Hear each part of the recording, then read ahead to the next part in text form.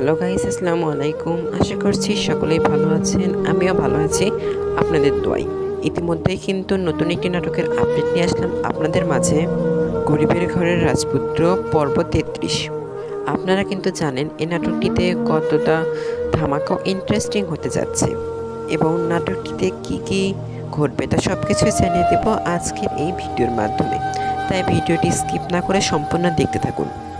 এবং আপনারা কে কোন জেলা থেকে দেখছেন তা অবশ্যই আমাকে কমেন্টে জানিয়ে দেবেন।